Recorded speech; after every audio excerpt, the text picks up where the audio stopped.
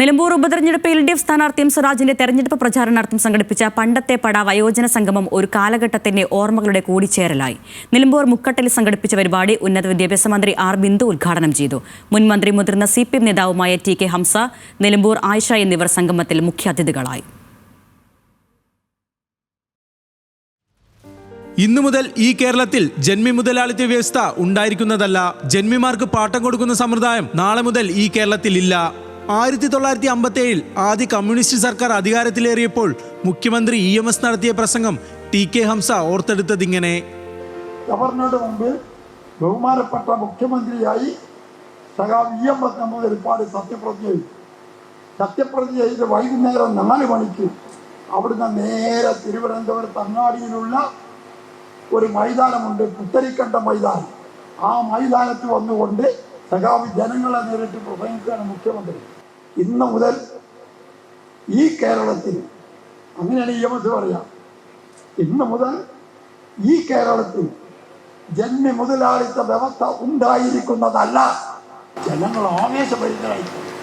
70 ആണ്ട് മുമ്പത്തെ രാഷ്ട്രീയ സാമൂഹ്യ ചുറ്റുപാടിനെ 2 വാചകത്തിൽ ഹംസക്ക വരച്ചിട്ടു. മുന്നിലിരുന്നവരുടെ ഓർമ്മകളിൽ ഇന്നലകൾ നിറഞ്ഞു. മുക്കാട്ട മഹാരാജ ഓഡിറ്റോറിയത്തിൽ പണ്ടത്തെ പട വയോജന സംഗമത്തിലായിരുന്നു മുൻകാല പാർട്ടി പ്രവർത്തകർ പ്രവർത്തനകാലം ഓർത്തെടുത്തത്.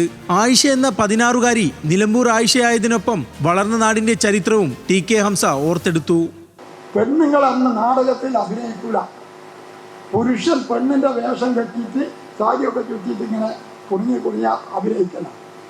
ആ കാലത്ത് ഒരു പെണ്ണ് വേണം എന്ന് മാത്രമല്ല, നിലമ്പൂർ യുവജനകരണ സമിതി തീരുമാനിച്ചു ഒരു മാപ്പിള പെണ്ണ് തന്നെ കിട്ടണം. ആ തീരുമാനത്തിനടിസ്ഥാനത്തിൽ അന്വേഷിച്ച് വന്നപ്പോൾ ഒരു പഴയ കുടുംബത്തിൽ സാമ്പത്തികമായി വിഷമങ്ങളിലേക്ക് തള്ളിവിടപ്പെട്ട ഒരു കുടുംബത്തിലെ നല്ല ഒരു കുട്ടി ഉണ്ട്.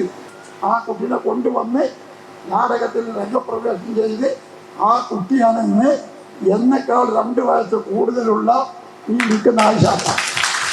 ജന്മി മുതലാളിത്തത്തിനെതിരെയും മുസ്ലിം യാഥാസ്ഥിതികൾക്കെതിരെയും വെളിച്ചം വീശിയ EK അഴിമുവിന്റെ ഇജ്ജ് നല്ല മനുഷ്യനാകാൻ നോക്ക് നാടകത്തിലെ ഗാനം ആലപിച്ച് നിലമ്പൂർ ആയിഷ ആ കാലത്തെ അടയാളപ്പെടുത്തി.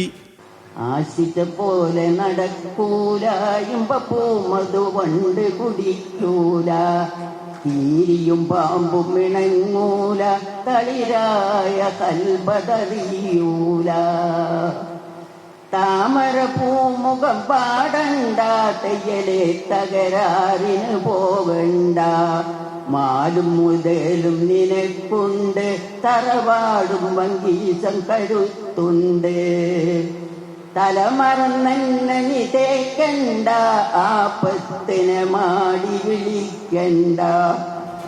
വരിമറന്ന ആയിഷത്തേക്ക് ഹംസക്ക മൂളിക്കൊടുത്തപ്പോൾ അവർ പാട്ട് പൂർത്തിയാക്കി. ബാക്കി പറഞ്ഞു.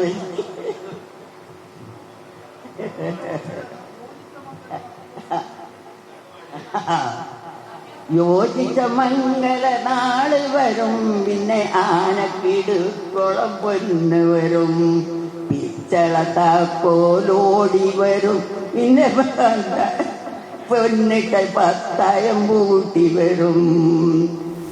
ഇതൊക്കെയായിരുന്നു പണ്ടത്തെ പാട്ടെന്ന് പറഞ്ഞ് അതിന്റെ രാഷ്ട്രീയവും ആയിഷത്തെ വരച്ചിട്ടു.